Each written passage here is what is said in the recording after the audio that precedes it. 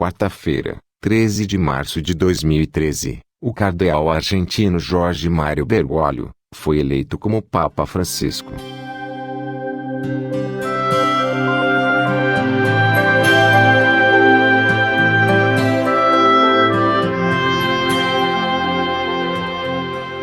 Minha muito amada filha, eu tenho sido condenado à morte pela segunda vez. O insulto da decisão em Roma, que você testemunhou hoje, me corta em dois.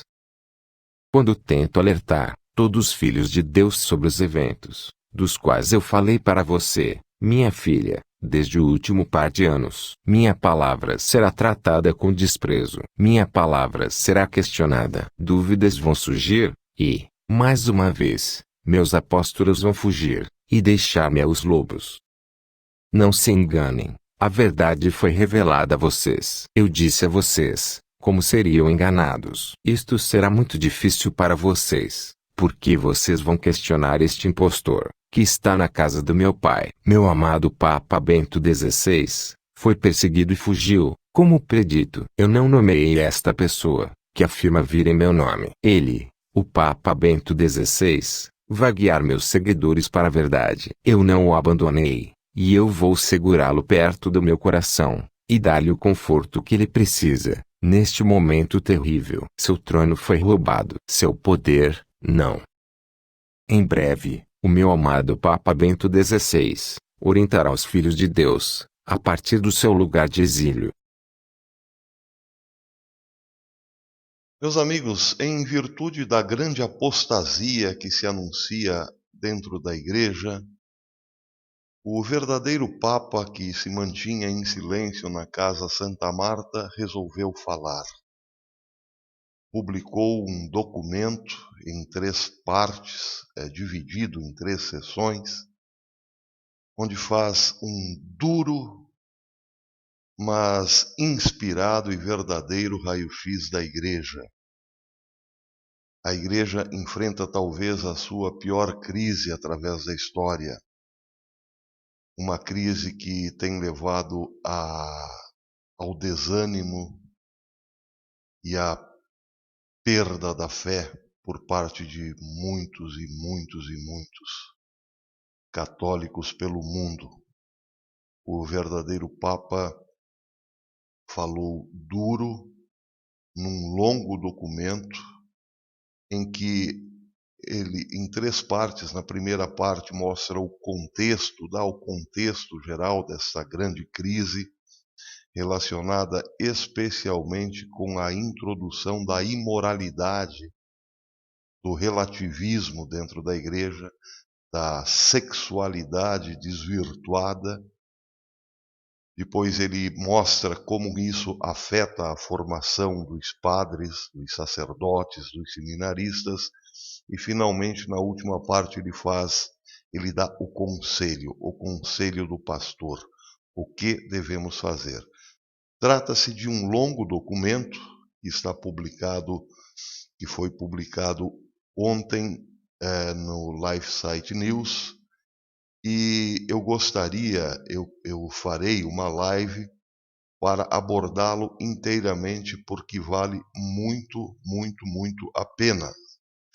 É muito importante que nós, católicos e cristãos de um modo geral, ouçamos o que disse o Papa Bento XVI.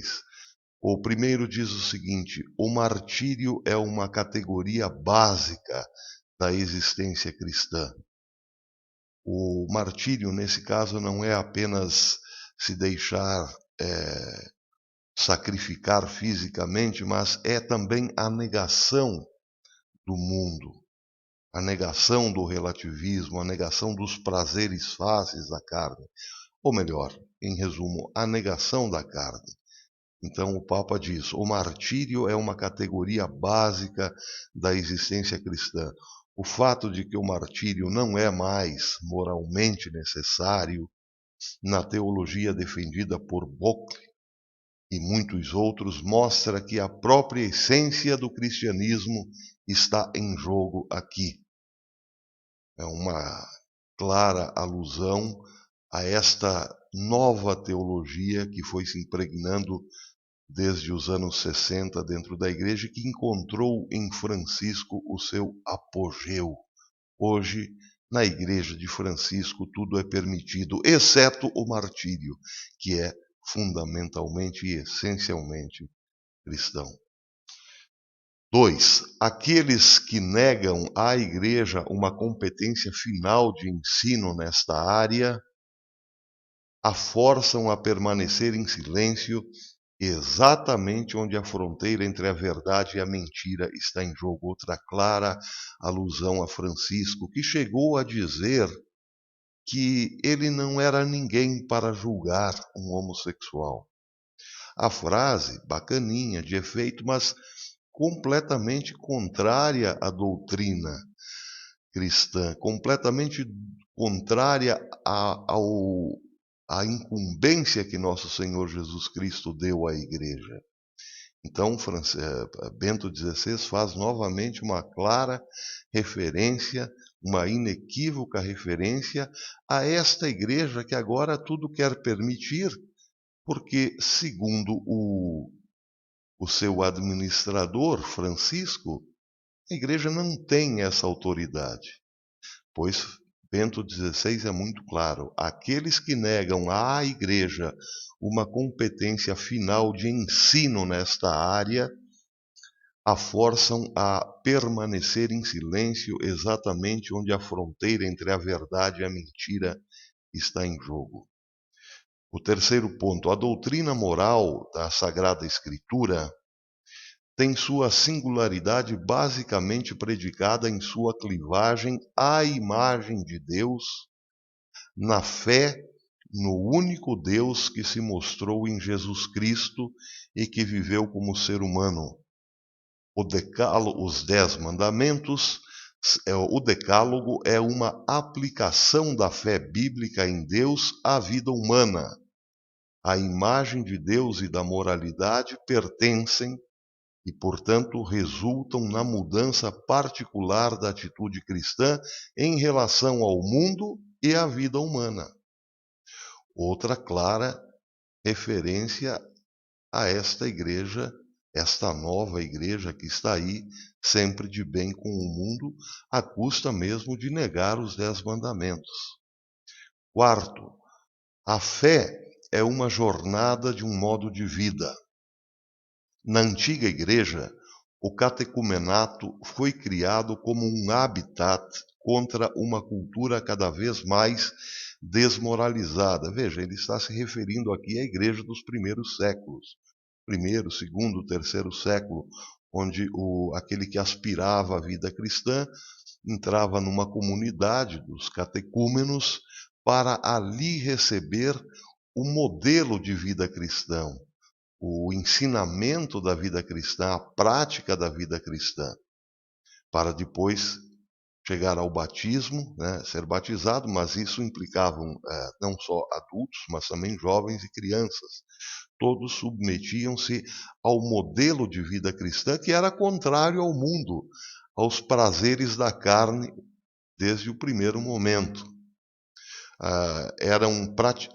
Na qual os aspectos distintos e frescos do modo de vida cristão eram praticados e ao mesmo tempo protegidos do modo de vida comum, ou seja, do modo de vida mundano.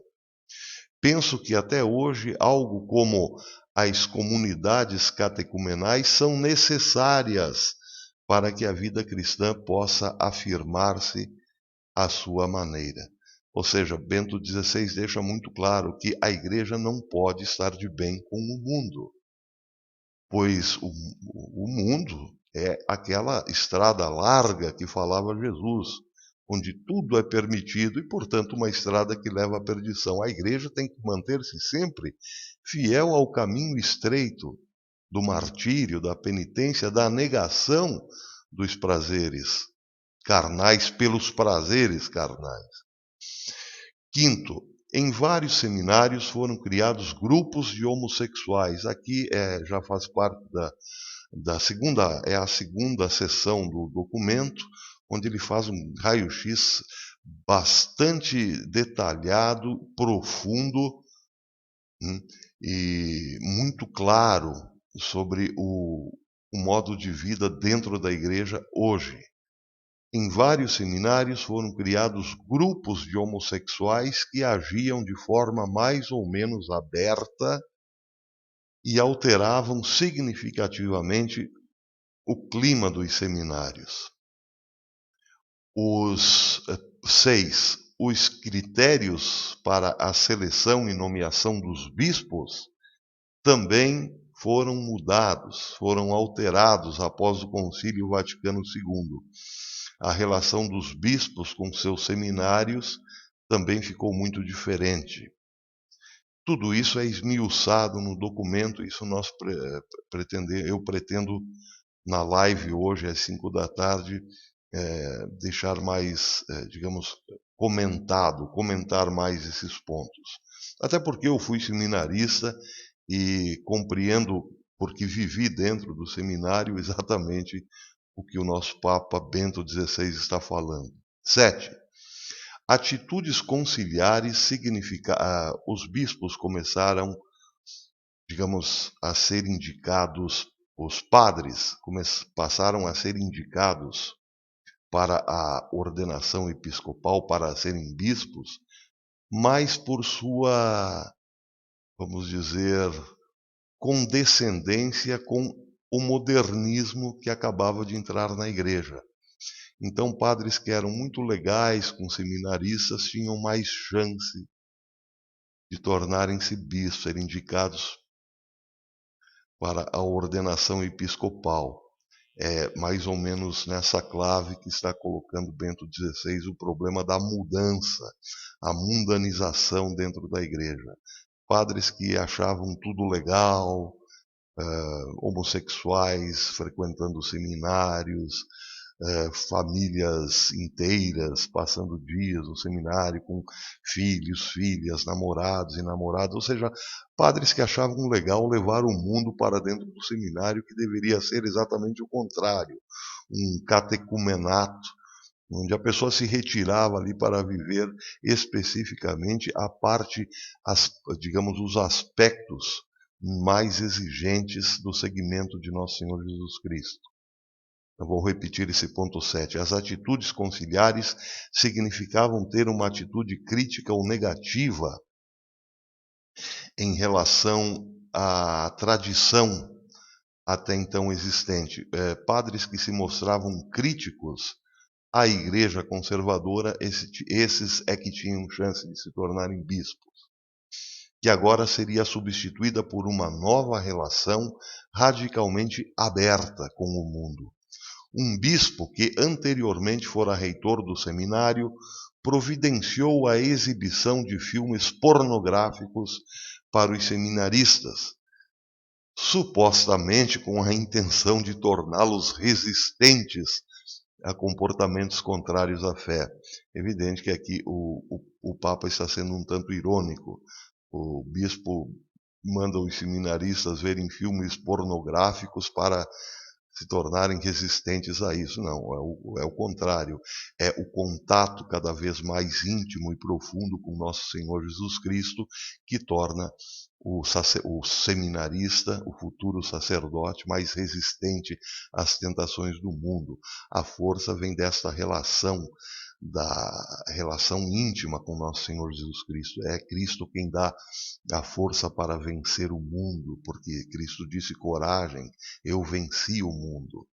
E aí, então, Bento XVI faz uma espécie aí de ironia, porque, na verdade, o que essa gente queria era realmente desviar os seminaristas da fé.